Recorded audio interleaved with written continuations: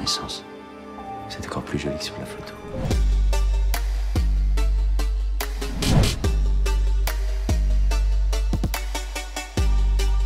Alléluia, c'est un film. En fait, c'est un film que j'ai écrit d'abord pour Yolande Moreau. J'ai rencontré, lors de ma tournée festival sur Vignane, j'ai rencontré Yolande Moreau un jour et j'étais électrifié, quoi. Je me disais, je veux vraiment écrire un film pour toi, je veux vraiment travailler avec toi, etc. Elle m'a dit, mais écris. Et un jour, j'ai revu vraiment par hasard Carmin Profond d'Arthur Ripstein. Et je me suis dit, mais bien sûr. C'était adapté des Tueurs de la Lune de Miel, bien sûr, donc du film de Castel. Donc Ripstein, on avait fait une adaptation dans son Mexique natal.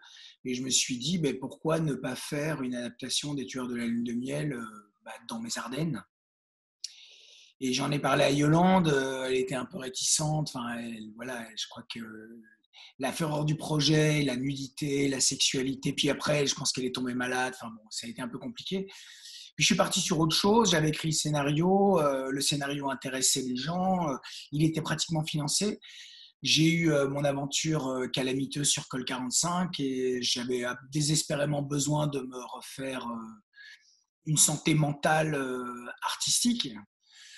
Et donc je me suis lancé à corps perdu dans Alléluia, qui est vraiment pour le coup un film qui m'a un peu sauvé la vie, hein. Je l'ai fait avec mes camarades, quoi. Je suis retourné dans mes Ardennes, mes camarades, mon équipe belge. J'ai retrouvé mon camarade Laurent Lucas. Il fallait que je trouve une Gloria. Et j'avais vu cette actrice espagnole dans un petit film espagnol dont le nom m'échappe, où elle tombait amoureuse d'un handicapé, d'un trisomique, où je trouvais juste qu'elle était absolument incroyable. On ne sait plus tout de suite. J'ai vu dans son œil qu'elle était vraiment déterminée. Et puis après, tout s'est très très vite enchaîné. On a tourné le film et ça a été un moment de grande catharsis pour moi et un moment de grand bonheur et de grande plénitude.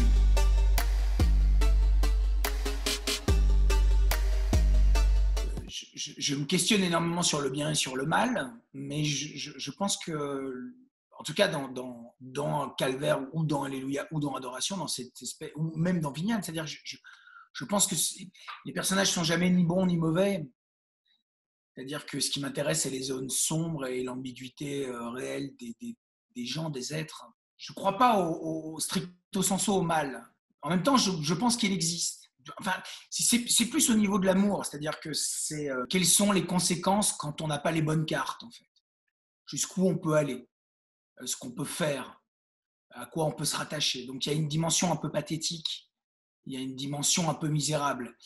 Ce qui, à mon avis, est aussi une des raisons pour lesquelles mon cinéma a du mal à fédérer. C'est-à-dire, je vois bien qu'il est épidermique, qu'il est clivant, qu'il est malaisant, en fait. Il y a une dimension il n'est pas aimable. C'est-à-dire qu'il y a une dimension qui épidermique, qui certains adhèrent, d'autres pas du tout. Bon, je peux comprendre ça, mais j'essaie toujours de sauver enfin, en tout cas dans mes films, hein, mais j'essaie toujours de sauver les personnages même les plus fous, parce que je pense qu'il y a une dimension pathologique en fait à tout ça. Mais c'est une question vaste, hein, parce qu'on peut se demander alors quoi, Michel Fourniret, quoi. Mais Michel Fourniret, dans tous les témoignages autour de Michel Fourniret, toutes les rescapées de Michel Fourniret racontent que dans l'œil de Fourniret, il y a le mal, c'est presque un œil reptilien. Donc quelles seraient ces circonstances atténuantes? Quels mots il a traversé lui-même pour en arriver là? Enfin, tout ça sont des questions qui m'intéressent beaucoup, beaucoup. C'est-à-dire que à quel moment la nature devient plus forte que la pathologie, en fait. Et dans le cas d'Alléluia, effectivement, il y a la dimension grotesque du film. On voit bien qu'on est dans une dimension grotesque, hein. Mais même au-delà de ce contexte grotesque, on voit bien que j'essaie de sonder quelque chose qui m'intéresse, qui m'interroge. J'essaie d'en savoir plus sur moi-même, en fait. Voilà, comme on fait tous, hein, je crois.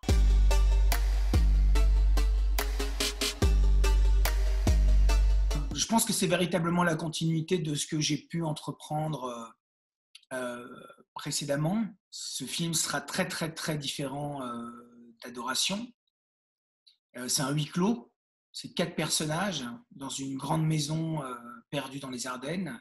Oui, c'est vraiment, encore une fois, une histoire d'amour malade passionnée, romantique, ultime, et très, très, très tordue, quoi.